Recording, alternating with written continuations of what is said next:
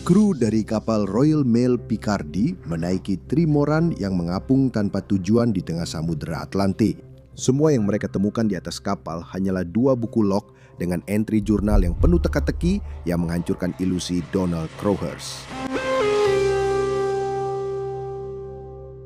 Pada bulan Maret 1968, Donald Crowhurst melihat sebuah artikel di Sunday Times yang mengumumkan tantangan untuk berlayar sendirian tanpa henti mengelilingi dunia.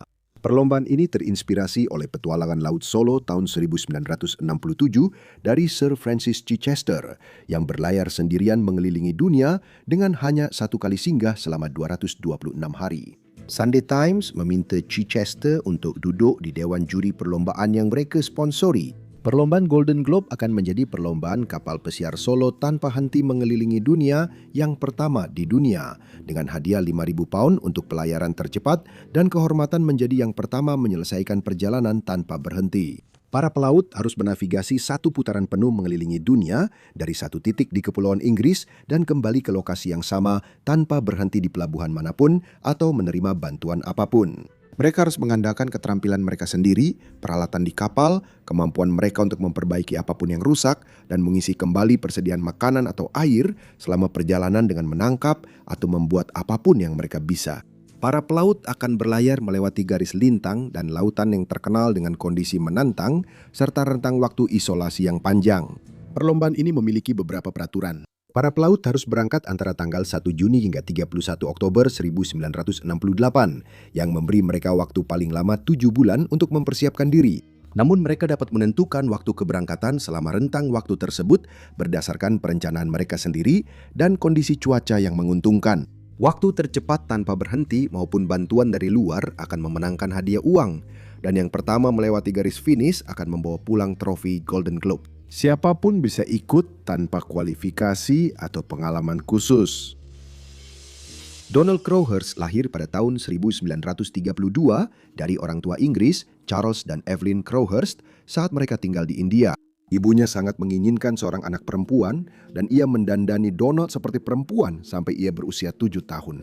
Saat remaja, keluarganya kembali ke Inggris dan meninggalkan tabungan pensiun orang tuanya yang diinvestasikan di sebuah pabrik perlengkapan olahraga di India yang kemudian terbakar saat terjadi kerusuhan. Masa pertumbuhan Donald dipenuhi rasa malu dan tekanan keuangan bagi dirinya dan orang tuanya. Ibunya, Evelyn, berjuang melawan masalah pribadinya sendiri dan bahkan pernah mencoba bunuh diri. Pada tahun 1948, di usia 16 tahun, ayah Donald, Charles, meninggal dunia. Dan karena mereka tidak punya uang, ia terpaksa putus sekolah. Ia mulai magang di Royal Aircraft Establishment, sebuah organisasi penelitian dan pengembangan Inggris, di mana ia mulai tertarik pada penemuan. Pada pertengahan tahun 1950-an, ia bergabung dengan Royal Electrical and Mechanical Engineers di Angkatan Darat Inggris, di mana ia merawat dan memperbaiki peralatan serta mesin mereka. Namun ia juga mendapat masalah dan akhirnya keluar dari Angkatan Darat. Pada tahun 1957, ia menikahi pacar lamanya, Claire O'Leary. Pada tahun 1962, ia memulai sebuah perusahaan bernama Electron Utilization, di mana ia menggabungkan minat dan keahliannya dalam bidang elektronik dan navigasi laut. Perusahaan tersebut berspesialisasi dalam elektronik kelautan, dengan penemuan Crowhurst sendiri, yaitu Navigator, sebagai produk andalannya. Navigator adalah alat pencari arah radio genggam yang dirancang untuk membantu pelaut bernavigasi dengan mengambil baringan dari suara radio kelautan dan penerbangan. Anda mengarahkan navigator ke arah suara radio dan mengambil baringan kompas saat kekuatan sinyal berada di puncaknya. Kemudian Anda menggambar garis di peta menggunakan baringan kompas tersebut, dimulai dari suara radio yang memiliki lokasi tetap di peta Anda. Ketika Anda mengambil 2 atau lebih arah dari objek permanen yang berbeda, Anda dapat menentukan posisi Anda. Peralatan yang cukup berguna di masa sebelum GPS ada. Produk tersebut menunjukkan potensi yang menarik tawaran investasi sebesar 8.500 pound dari Pi Radio, sebuah perusahaan elektronik Inggris dan produsen terkemuka radio serta televisi konsumen. Namun Pi Radio membatalkan investasinya yang menyebabkan Electron Utilization mengalami kesulitan keuangan. Navigator tidak berhasil, dan Crowhurst akhirnya mempromosikannya di pameran perahu lokal. Ketika Crowhurst membaca tentang perlombaan itu di Sunday Times, dia melihatnya sebagai sebuah peluang emas. Bisnisnya sedang goyah, dan hadiah uang 5.000 pound sangat menarik baginya. Tapi ini bukan hanya dorongan finansial, ini juga jalan menuju ketenaran dan perhatian yang bisa membalikan nasib bisnisnya yang sedang kesulitan. Crowhurst adalah pelaut pemula, tapi dia percaya keterampilan tekniknya dan navigatornya memberinya keunggulan teknis dalam perlombaan ini. Dia mulai merencanakan strategi, dan sebagai pihak yang kurang diunggulkan, dia harus berpikir lebih cerdas daripada para pelaut yang lebih berpengalaman. Mungkin Donald Crowhurst merasa dia harus membuktikan sesuatu, tapi memenangkan perlombaan ini membutuhkan lebih dari sekedar strategi yang bagus. Dia membutuhkan perahu yang lebih cepat daripada para pesaingnya. Ketika dia berlayar ke lintang rendah di wilayah 40-an yang mengamuk dan 50-an yang ganas, tidak ada daratan yang bisa meredam angin dan ombak. Dia dan perahunya harus mampu bertahan menghadapi cuaca yang menghantam. Di tengah lautan, dia harus melawan iblis dalam dirinya sendiri agar tetap tenang dan fokus selama berbulan-bulan terisolasi dan menghadapi tantangan fisik di laut. Pada bulan April 1968, Crowhurst mendekati Stanley Bass, seorang pengusaha lokal, untuk mendapatkan dana yang ia butuhkan untuk perahu dan perlengkapannya. Bass setuju untuk mensponsori Crowhurst dalam perlombaan tersebut dengan beberapa syarat tertentu. Jika Crowhurst tidak memulai atau mundur lebih awal dari perlombaan, ia harus mengembalikan uang tersebut, uang yang tidak dimiliki Crowhurst. Untuk mengamankan investasinya, Bass menjadikan bisnis dan rumah Crowhurst sebagai jaminan, yang pada dasarnya berarti jika Crowhurst mundur, maka Bass akan memiliki bisnis dan rumahnya. Dengan dana yang sudah diamankan, ia secara resmi mendaftar dalam perlombaan dan sekarang ia membutuhkan sebuah perahu. Pada bulan Mei, dengan waktu 6 bulan untuk bersiap, Crowhurst mulai mencari perahu yang cocok. Awalnya, ia mencoba membeli Gypsy Moth 4, kapal yang digunakan Sir Francis Chichester untuk pelayaran keliling dunianya seorang diri. Gypsy Moth 4 adalah kapal ketch sepanjang 16 meter yang terbuat dari paduan aluminium kelas laut yang tahan lama dan tahan terhadap efek korosif air asin. Gagasan menggunakan kapal milik Chichester terasa puitis, namun gagasan itu tidak terwujud. Pada tanggal 1 Juni, jendela perlombaan secara resmi dibuka. Yang pertama berlayar adalah John Ridgway, seorang pelaut Inggris yang berangkat dari Pulau Ennismore dengan kapal English Rose 4, sebuah sloop sepanjang 9 meter. Setelah gagal membeli kapal yang cepat dan andal, Crowhurst memesan galangan kapal Inggris yang berbasis di East Sussex, Cox Marine, untuk membangun trimaran untuk perlombaan tersebut. Sebuah trimaran memiliki lambung tengah yang memberikan sebagian besar daya apung kapal dan menjadi tempat tinggal. Dua lambung yang lebih kecil dipasang di kedua sisi lambung utama dengan balok penyeberang untuk memberikan stabilitas dan keseimbangan yang mencegah trimaran terbalik atau terguling. Pada tahun 1960-an, trimaran belum terlalu umum, dan bagi Crowhurst untuk memesan desain yang relatif baru agar dibangun dalam waktu yang sangat singkat adalah sebuah usaha yang ambisius. Trimaran memiliki stabilitas yang terbatas di laut yang ganas, dan jika mereka terbalik, hampir tidak mungkin untuk membalikan mereka kembali. Tapi mereka cepat, dan Crowhurst berharap keunggulan trimaran akan lebih besar daripada risikonya. Ini adalah langkah strategis bagi Crowhurst yang ingin mengakali lawan-lawannya. Cox Marine mengikuti spesifikasi Crowhurst untuk kapal ringan dan ramping yang dibangun dari bahan seperti kayu lapis laut dan fiberglass. Pada tanggal 14 Juni, Robin Knox Johnston berangkat dari Falmouth, Inggris. Dia berlayar dengan kapal ketch sepanjang 10 meter miliknya Suhali yang memang lambat tapi kokoh dan sudah teruji. Knox Johnston adalah seorang pelaut berpengalaman dan secara resmi menjadi peserta ketiga dalam perlombaan tersebut. Pada bulan Juli, 3 peserta lagi mulai berlayar. Kapal Crowhurst masih dalam tahap pembangunan dan dia merasa waktu terus berjalan. Cox Marine memasang tiang utama dan kawat rigging yang dirancang untuk menyeimbangkan konfigurasi 3 lambung kapal sambil menjaga pemasangan dan penyesuaian tetap sesederhana mungkin untuk pelaut tunggal. Desain dan bahan ringan mengutamakan kemudahan penggunaan bagi Crowhurst sebagai operator tunggal dibandingkan kekuatan dan cadangan untuk menahan tekanan terus-menerus dalam jangka waktu lama. Dari apa yang saya baca, saya merasa ada kesamaan yang jelas antara pendekatan Crowhurst dan Stockton Rush dari bencana Titan. Menurut saya, mereka berdua tampaknya terburu-buru membangun sesuatu yang inovatif untuk membuktikan posisi mereka di dunia. Pada tanggal 22 Agustus, Bernard Moitessier, seorang pelaut Prancis berpengalaman, berangkat dari Plymouth dengan kapal ketch baja 12 meternya Joshua. Dia telah menyelesaikan pelayaran jarak jauh di masa lalu, menjadikannya salah satu favorit untuk memenangkan perlombaan. Pada akhir Agustus, kapal Crowhurst sudah siap untuk diluncurkan ke air. Dia menamai kapalnya Tynemouth Electron sebagai penghormatan kepada perusahaannya Electron Utilization. Untuk menyiapkan kapalnya sebelum akhir Oktober, Crowhurst tidak punya banyak waktu untuk uji coba di laut. Dia perlu menguji stabilitas dan keseimbangan kapal saat berlayar untuk mengevaluasi pengaturan tali temali, membiasakan diri dengan cara mengemudikan, dan menemukan masalah lain yang mungkin ada. Dia menyediakan beberapa hari dan menemukan sejumlah masalah.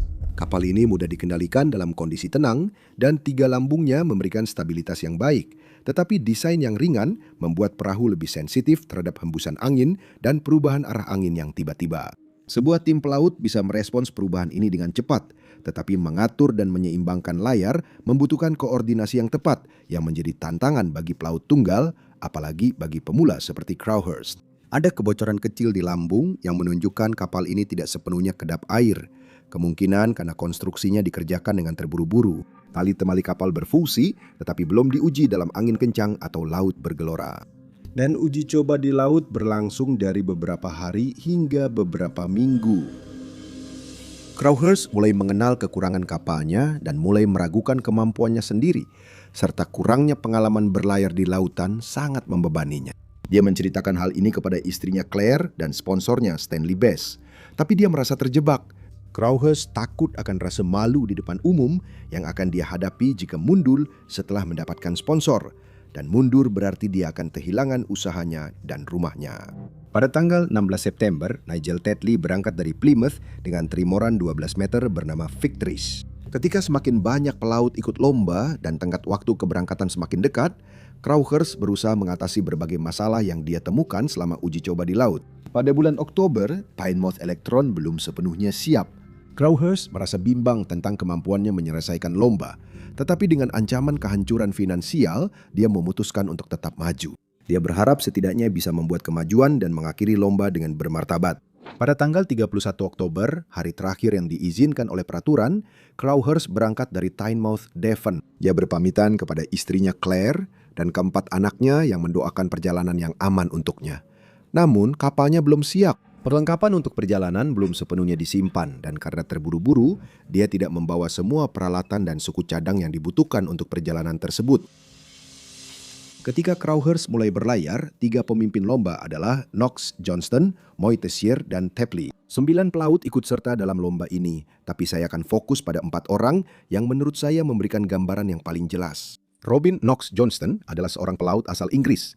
Dia telah berlayar jarak jauh dengan kapalnya, Suhale, jadi dia tahu bagaimana cara mengendalikannya dan dia merasa nyaman berlayar sendirian. Dalam beberapa bulan pertama, dia bergerak ke selatan menuju Atlantik, membuat kemajuan yang stabil dan metodis meskipun menghadapi gelombang besar. Saya kesulitan menemukan tanggal yang tepat, tapi dia membutuhkan waktu sekitar 4 atau 5 bulan untuk berlayar sejauh Tanjung Harapan yang kira-kira merupakan ujung selatan Afrika, lalu ke timur menuju Samudra Selatan. Orang Prancis, Mortessier, sebenarnya berencana melakukan pelayaran keliling dunianya sendiri sebelum Sunday Times mendekatinya dan memintanya untuk berangkat dari Kepulauan Inggris serta ikut dalam perlombaan itu. Saya rasa sebagian karena dia orang Prancis dan mungkin tidak suka orang Inggris. Tapi terutama karena dia tidak suka ide adanya persaingan dalam berlayar. Dia mengatakan kepada mereka di mana mereka bisa menyimpan piala mereka. Tapi beberapa hari kemudian dia memutuskan untuk ikut lomba itu. Butuh waktu sekitar 3 bulan bagi pria Prancis itu untuk mengelilingi Tanjung Harapan dan menuju ke timur ke Samudra Selatan dengan kecepatan yang lebih baik daripada Knox Johnston. Nigel Tetley pernah bertugas di Angkatan Laut Kerajaan selama Perang Dunia Kedua, di mana dia mengembangkan pengalaman maritim yang signifikan. Setelah perang, dia terus berlayar untuk rekreasi. Dia mengikuti lomba dengan trimaran yang mirip dengan milik Crowhurst, yang dia perkuat dengan anggaran terbatas. Dia mencapai Tanjung Harapan di Afrika Selatan dalam waktu sekitar 4 bulan. Donald Crowhurst adalah yang terakhir berangkat dan dia khawatir kapalnya tidak akan bertahan di lintang rendah, tetapi dia memutuskan untuk tetap melanjutkan. Dalam 2 bulan, dia tampaknya sudah mulai terbiasa, menempuh jarak yang luar biasa dan bahkan mencetak rekor dunia baru dengan 243 mil laut dalam periode 24 jam. Hanya dalam 2 bulan, sekitar Natal tahun 1968, dia melaporkan bahwa dia berada di lepas pantai Cape Town dan akan berbelok ke Samudra Selatan. Para pelaut memiliki radio jarak jauh di kapal yang memungkinkan mereka berkomunikasi dengan dunia luar, kecuali Moy Tessier yang tidak menginginkan gangguan tersebut. Sinyal radio dapat menjangkau hingga 3.000 mil, dan dari sana pesan dapat diteruskan. Mereka juga dapat memberikan paket foto dan surat kepada kapal yang lewat, tetapi mereka tidak boleh menerima apapun dari pelaut lain. Saya harus mengakui, saya tidak begitu yakin bagaimana radio bekerja pada masa itu. Mungkin seseorang bisa menulis di kolom komentar untuk memberitahu apakah sebuah stasiun relay bisa mengetahui dari mana sebuah transmisi radio berasal. Atau mungkin ketika sebuah pesan diteruskan dari kapal, stasiun relay di darat mana yang akan menerimanya? Apakah sinyalnya akan lebih kuat dari satu stasiun radio dibandingkan dengan yang lain, sehingga bisa mengetahui dari mana sinyal itu berasal? Pada bulan Desember tahun 1968, para peserta berada di laut selama antara 2 hingga 7 bulan. Tetley melaporkan tantangan menjaga keseimbangan kapal trimoran miliknya. Crowhurst berlayar dengan jenis kapal yang sama, tetapi Crowhurst mulai membuat kemajuan yang jauh lebih cepat dari yang diharapkan. Berita ini menjadi bacaan yang menarik dan surat kabar senang melihat persaingan yang semakin memanas. Bahkan Sir Francis Chichester yang pernah berlayar di rute ini dengan Gypsy Moth 4 dan menginspirasi perlombaan ini terkejut dengan kecepatan trimoran milik Crowhurst. Memasuki Januari tahun 1969, para unggulan terdepan, Knox Johnston, Mortessier, dan Tetley sedang berlomba melintasi Samudra Selatan di wilayah Roaring Forties dan Furious Fifties. Knox Johnston mengalami masalah radio. Mortessier tampaknya menghadapi semuanya dengan tenang, tapi kapal Tetley sedang mengalami kerusakan parah. Lintang rendah ini terkenal dengan kecepatan angin yang luar biasa dan kondisi laut yang menantang. Tidak ada daratan yang bisa meredam kekuatan angin saat angin itu berhembus mengelilingi bagian bawah bumi. Ketiga pelaut itu berjuang melewati Tanjung Horn, mencapai ujung selatan Amerika Selatan pada bulan Januari, Februari, dan Maret secara berurutan.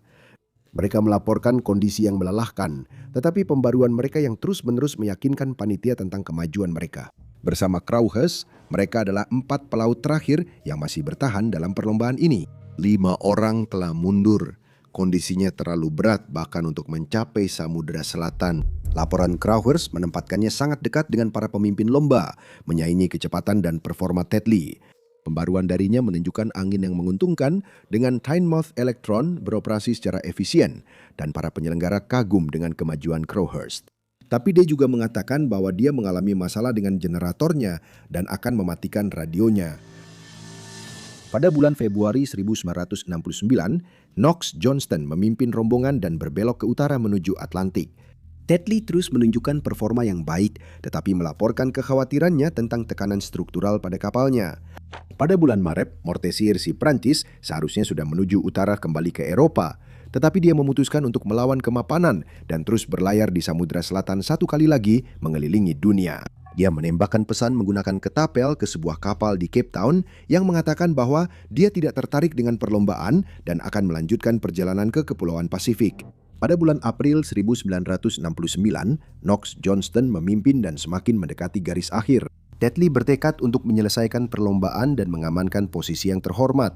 Dia mengikuti perkembangan Crowhurst dan merasa bahwa pesaingnya itu akan memenangkan uji waktu.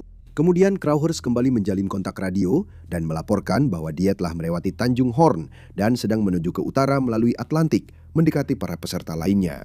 Perlombaan kini tinggal menyisakan 3 pelaut Inggris. Pada tanggal 22 April 1969, Knox Johnston menyelesaikan perlombaan, tiba di Falmouth dan memenangkan trofi sebagai yang pertama melewati garis akhir. Setelah 312 hari di laut, dia menjadi pelaut solo pertama yang mengelilingi dunia tanpa henti. Sepanjang bulan Mei, Tetley dan Crowhurst berusaha keras untuk menyelesaikan perlombaan. Saat dia mendekati Azores, Tetley memacu Victor sekuat tenaga untuk mencoba mengungguli Crowhurst. Namun karena memaksakan kapalnya setelah dihantam ombak di Samudra Selatan, pada tanggal 30 Mei, kapal Tetley terbalik dan dia keluar dari perlombaan. Crowhurst adalah satu-satunya peserta yang tersisa untuk menyelesaikan perlombaan dan dia dengan cepat mendekati garis akhir. Pada tanggal 29 Juni, Crowhurst melaporkan bahwa dia akan tiba di Inggris dalam beberapa hari. Kisah pelaut yang dianggap remeh berhasil menyelesaikan pelayaran keliling dunia seorang diri tanpa henti mengguncang dunia, namun hari-hari berlalu dan tidak ada kabar terbaru dari Crowhurst. Pada tanggal 10 Juli 1969, Tynemouth Electron ditemukan terombang-ambing 2.500 mil laut, jauhnya di dekat tengah Samudra Atlantik, dan Crowhurst tidak ditemukan dimanapun. Buku catatan dan jurnalnya menceritakan kisah yang berbeda tentang perjalanan Crowhurst. 8 bulan sebelumnya, ketika Crowhurst berangkat pada akhir Oktober 1968, dia menyadari sejauh mana masalah yang dimiliki Tynemouth Electron. Trimoran itu mudah bocor. Kapal itu tidak cukup seimbang untuk tetap stabil di perairan yang bergelombang, apalagi di Samudra Selatan. Dan tali temali yang belum teruji itu tidak mampu menahan kerasnya pelayaran mengelilingi samudra terbuka. Perairan berbahaya di belahan selatan terbukti terlalu berat untuk dia tangani. Dan hanya beberapa minggu setelah pelayarannya dimulai, Crowhurst sengaja memperlambat perjalanannya. Dia terombang-ambing dan menghindari badai, khawatir akan keselamatannya. Pada bulan Desember, Crowhurst mengakui dalam buku catatannya bahwa dia tidak bisa menyelesaikan perlombaan itu. Mulai dari titik ini, Crowhurst mulai menulis 2 buku log. Satu adalah catatan navigasi sebenarnya dan curahan hati pribadinya. Yang satunya lagi adalah buku catatan palsu yang berisi deskripsi tentang perjalanan keliling dunia fiktif. Dalam buku catatan palsunya, dia menyesuaikan laporannya dengan pola cuaca dan arus laut yang nyata. Dia menghitung posisi dan kecepatan yang masuk akal berdasarkan waktu, kondisi, dan laporan dari para pesaingnya. Dia memberi kabar kepada panitia lomba dengan posisi palsu yang menunjukkan seolah-olah dia terus maju dengan baik menuju Samudra Selatan. Crowhurst bahkan menyertakan detail navigasi untuk membuatnya lebih meyakinkan. Ini benar-benar jenius gila. Butuh banyak usaha untuk membuat catatan perjalanan seperti ini. Pada Januari 1969, dia melaporkan kemajuan pesat, mengklaim telah mengelilingi Afrika bagian selatan, Tanjung Harapan. Dia melaporkan cuaca buruk dan angin kencang untuk mencerminkan tantangan nyata yang dihadapi oleh para pesaingnya. Dia meniru masalah Robin Knox Johnston dengan radionya dan mengatakan bahwa generatornya telah berhenti bekerja dan dia harus mematikan radionya pada saat dia sedang berlayar ke Samudra Selatan. Pada kenyataannya, dia tetap berada di Atlantik Selatan, hanya bergerak sedikit di lepas pantai Brasil untuk menghindari terdeteksi. Transmisi radio dari belahan dunia lain mungkin tidak akan sampai ke lokasi aslinya, sehingga itu akan membongkar penyamarannya. Dan saya yakin tekanan untuk terus melaporkan posisinya membebani pikirannya, jadi pasti melegakan baginya punya alasan untuk berhenti melaporkan perkembangannya. Menghabiskan berbulan-bulan sendirian di laut, Crowhurst menulis catatan harian tentang waktu, realitas, dan makhluk kosmik. Tulisan-tulisannya menunjukkan tanda-tanda perjuangan yang sama seperti yang dialami ibunya dengan iblis-iblisnya. Dia mulai meragukan apakah penipuannya bisa berhasil, tetapi dia terus memasukkan kemajuannya, membenarkannya sebagai cara untuk bertahan hidup. Sejak Februari 1969, ada keterlepasan yang semakin besar dari kenyataan. Crowhurst mulai melihat dirinya sebagai satu-satunya yang mampu menghadapi tantangan moral dan praktis dari situasinya. Mungkin mencoba meyakinkan dirinya sendiri bahwa tipu muslihatnya akan berhasil. Pada bulan April, ketika Knox Johnston menjadi orang pertama yang menyelesaikan perlombaan, Crowhurst semakin khawatir bahwa dunia akan mengetahui kebenaran tentang pelayaran palsunya. Tulisan-tulisan pribadinya menjadi semakin terpecah-pecah, menunjukkan tanda-tanda depresi dan ketakutan eksistensial. Dia mulai mempertanyakan identitas dirinya sendiri dan tempatnya di dunia, sesuatu yang telah menjadi tantangan bagi Donald sejak usia muda.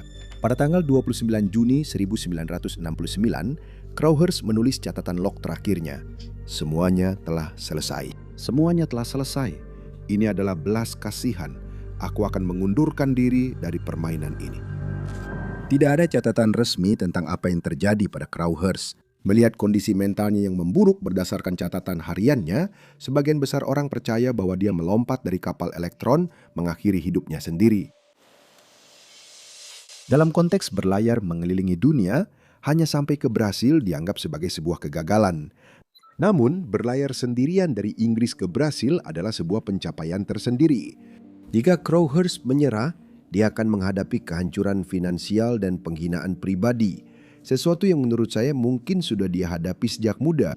Pada saat Knox Johnston menyelesaikan perlombaan dan kapal Tetley terbalik, Crowhurst menyadari bahwa buku catatannya harus mampu bertahan dari pemeriksaan orang-orang yang jauh lebih tahu darinya, terutama jika waktunya lebih cepat. Menurut saya, dia sebenarnya bisa saja menghancurkan kapalnya di bebatuan lepas pantai Brasil, mengirimkan buku catatannya ke dasar laut. Itu akan membebaskannya dari kehancuran finansial dan mungkin juga dari sorotan yang datang jika menang. Tapi saya mendapat kesan bahwa dia sudah terlalu jauh terjerumus dalam labirin yang ia ciptakan sendiri di pikirannya.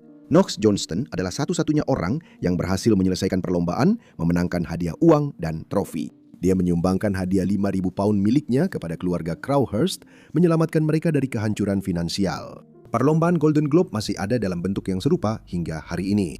Untuk menghormati warisannya, para pelaut dibatasi hanya menggunakan peralatan yang tersedia pada tahun 1968 dan kapal yang dirancang pada masa keemasan pelayaran.